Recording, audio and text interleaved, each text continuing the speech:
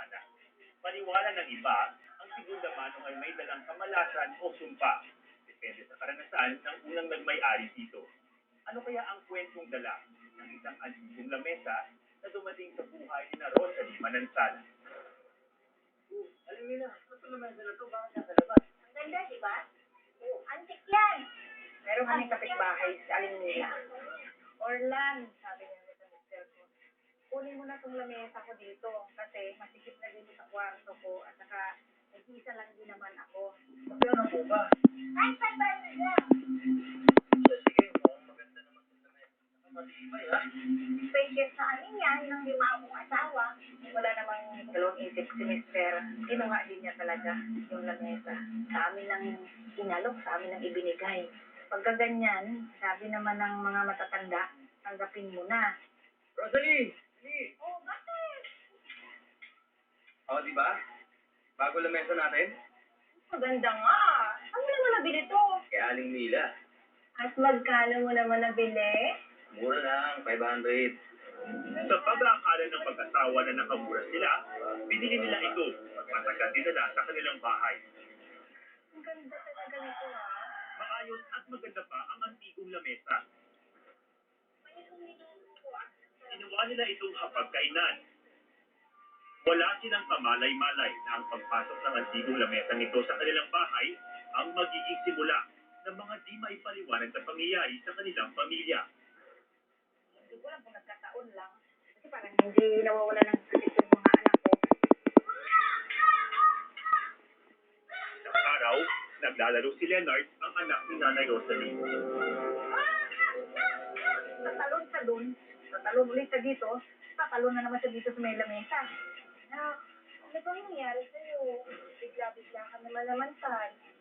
Nagabihan, bigla na lang daw nangati ang bata. Mukha talaga aking pantal. Katawan pa. Lahat talaga aking pantal ang lalaki. Bago kami nagpapadoktor, talagang nakaugalian namin na magpa-albularyo muna. Ako, hindi pa karaniwang sakit ito, Nanay. Opo, ano ibig sabihin hindi pa karaniwang sakit? Sabi niya, talagang bahay niyo, may nasahig siya. Kinakabahan ako. Ipamamahay ko kami lang dapat ang nakatira dito. Gumaling umano ang anak ni Nanay Rosalie matapos magpagamot sa albularyo. Tapos na naman tayo, Orlan. Ang dami nating babayaran. Maging ang paglabas umano ng pera, naging mabilis para sa kanila. Mula nung namin ito, parang sandaling taon lang kami nagkaroon ng ipon. Ang pera dumadating, tapos minsan hindi pa nangangalahati ng buwan. Wala na kaming pera. Sabi ka napunta. Sumagi tuloy sa isip ni Nanay Rosalie na mula nang dumating ang antigong lamesa, naging sunod-sunod na ang kanilang problema. Ay, Mare, ano ba yung news kagabi? Maging ang mga bisitang dumadalaw sa kanila, ay nakapangingilabot daw na karanasan sa antigong lamesa. Yung friend ko na kumakain kami dito sa lamesa, parang may humipo daw sa kanyang malamig sa balikat niya. Mare, oh, bakit? May kumalabik sa akin. Kumalabik? Malayo, nabulitin. Ayaw magpadala sa takot ni Nanay Rosalie. Hindi na lang daw niya pinansin ang mga di may paliwanag na pangyayari. Uli-uli mo lang yun.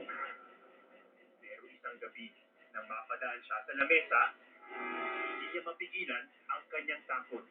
Napapansin ko lang talaga na parang meron talaga sa ilalim ng lamesa na parang nakaupo na tao.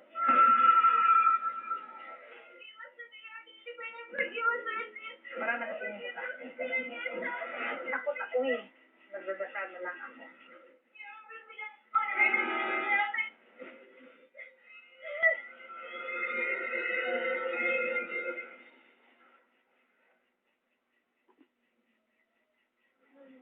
Balik ka na ba?